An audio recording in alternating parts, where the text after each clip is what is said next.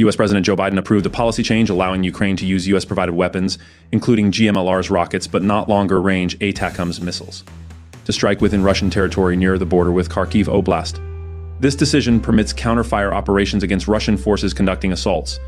The Biden administration has not changed its policy on long-range strikes. Unnamed U.S. officials confirmed this policy change to Western media on May 30th, highlighting its strategic importance in the ongoing conflict. This move is seen as crucial to bolster Ukraine's defense against Russian aggression in the region.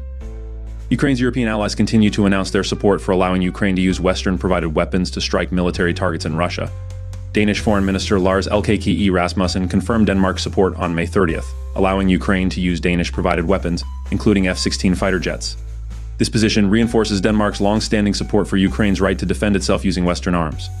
Norway and other European nations are also backing this stance, emphasizing a unified approach in supporting Ukraine's military efforts against Russian aggression, reflecting strong European solidarity.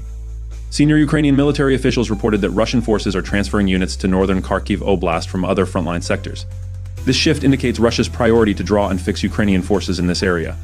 However, the Russian military lacks sufficient forces to conduct a full-scale offensive and break through Ukrainian defenses.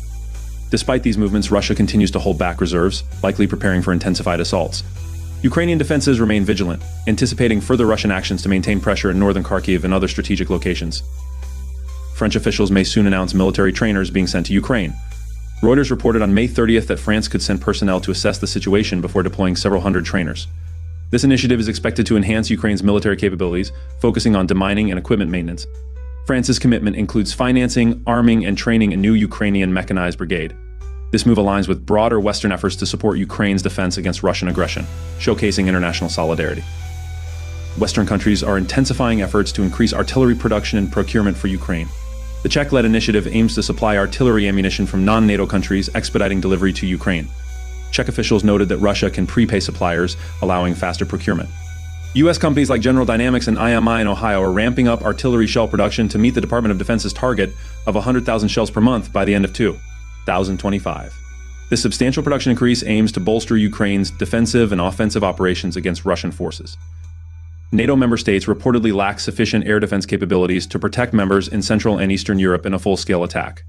The Financial Times cited 2023 NATO defense plans, revealing that member countries can provide less than 5% of the air defense capacities needed. A senior NATO official highlighted that current capabilities are insufficient against missile and airstrikes in Eastern Europe. This shortfall underscores the urgency for NATO to enhance its air defense systems to deter potential Russian aggression and protect its eastern flank. The Russian government approved a package of amendments to the tax code on May 30th, introducing a progressive income tax scale starting in 2025. This change aims to shift some financial burdens of Russia's war effort onto its wealthy elite.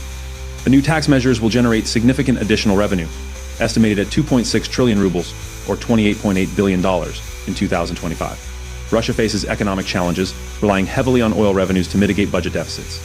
These tax reforms reflect the Kremlin's attempt to sustain its war efforts without causing widespread discontent among the population.